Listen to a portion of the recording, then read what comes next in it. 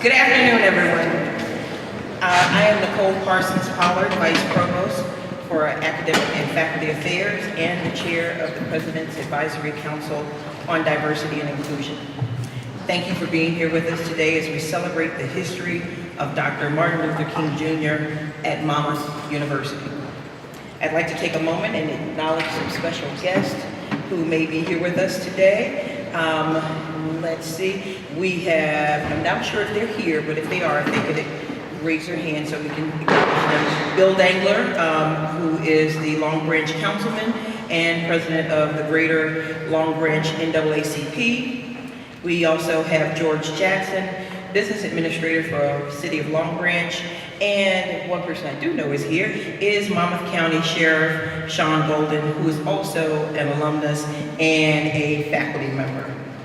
I'd also like to say a special thank you to a member of the Board of Trustees, Raymond Close, who has been a champion of this endeavor. So thank you all for being here.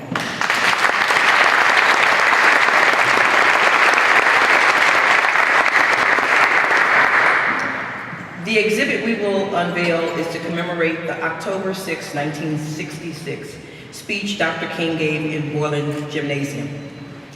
When he spoke, the thesis of his speech was, "We have come a long, long way, but we have a long way to go." He goes on to say that the question he is most asked is whether we have made real progress in the area of race relations.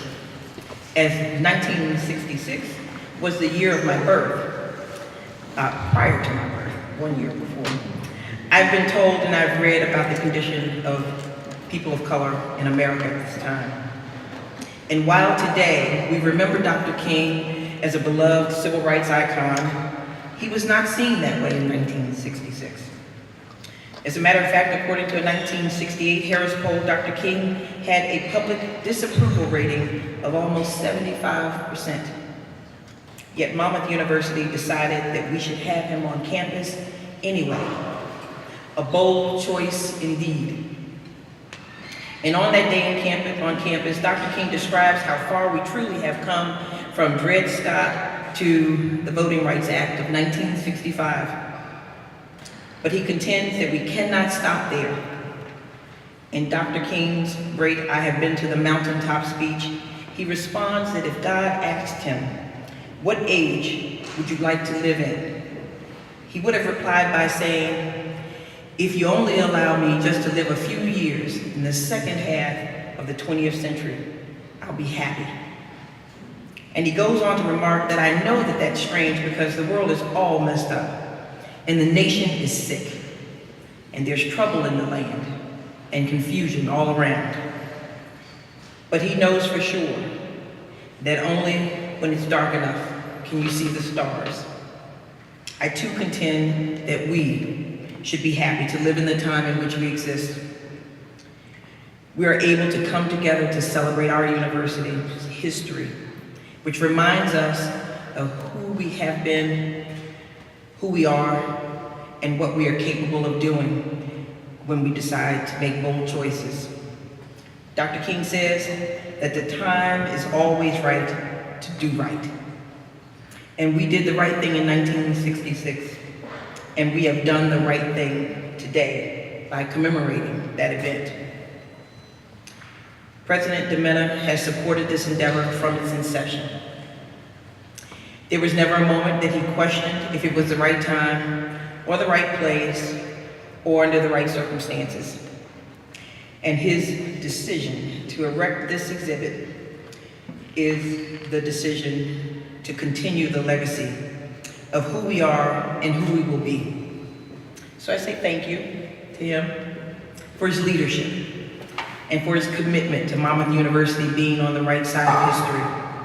And so it is my extreme pleasure to introduce Monmouth University's 9th president, Ray Demena.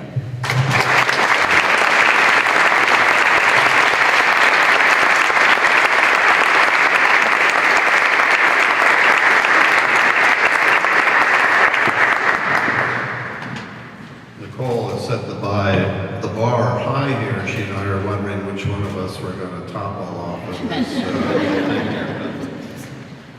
And I wish I could stand up here and say I was born in 1966 as well. Anyway, thank you, Nicole, for those very kind words, and thank you to the incredible team that made this exhibit a reality. I would like to thank the marketing and communications team who developed the creative concept for this tribute and who put a lot of work researching, fact-checking, and transcribing the records of Dr. King's visit to Monmouth. This project would not be such an impressive blend of history, education, and inspiration without the creativity, vision, and sweat equity of Taylor DiPaolo, John Connor, Christiana Hart, and Megan Alice. Thank you to all of you.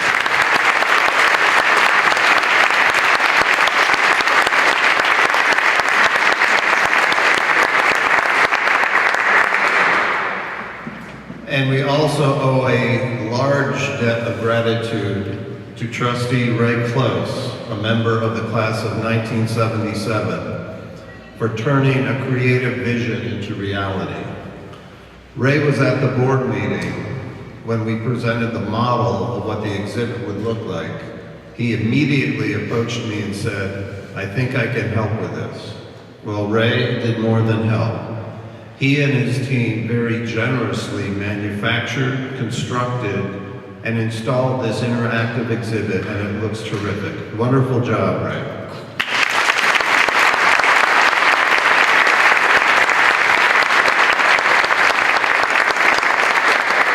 Thank you for adding your own expertise and creativity to this project.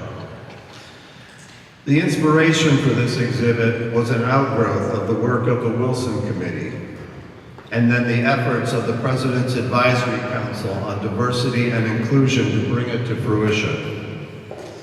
Without the individuals who served on those committees and engaged in honest conversation about tough issues, we would not be standing here today. It is now a reality, and I am delighted that it has been installed in time for our graduating seniors to see it this week. The timing of the installation is also significant because while the exhibit showcases Dr. King's visit to Monmouth College back in 1966, this week also marks the 65th anniversary of the Brown v. Board of Education decision on May 17, 1954. That landmark decision of the U.S. Supreme Court ruled that American state laws establishing racial segregation in public schools were unconstitutional, even if the segregated schools were otherwise equal in quality.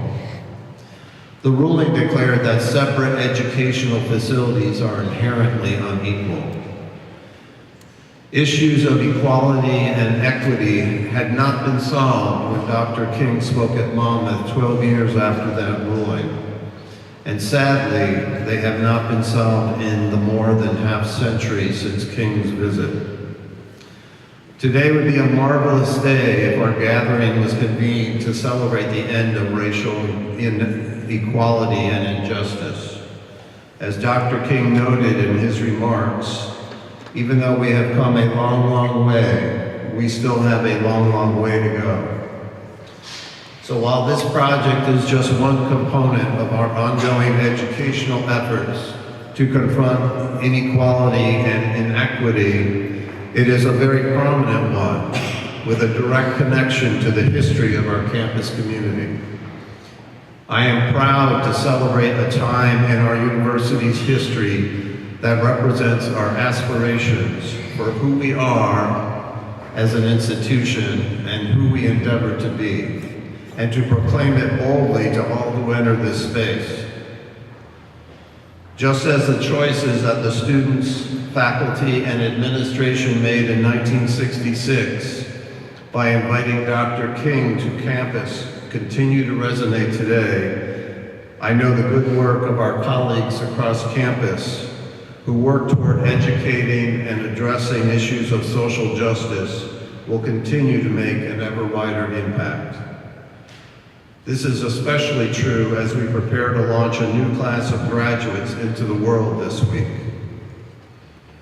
And I'm especially proud of the fact that I was able to have this exhibit put up and the curtain dropped on it, so to speak, while I was still president here. And tonight, unfortunately, because of the weather, instead of having the senior class reception up at Doherty House, it's going to be held here in Wilson Hall. And so we're going to have over 250 grad-trained seniors who are going to be able to see this exhibit for the first time. And so I thank you all again for attending today. I thank all those involved in helping make this a reality. And I look forward to many years to come where people will come to Wilson Hall and be able to share in this great piece of history that we have here at Monmouth University. Thank you.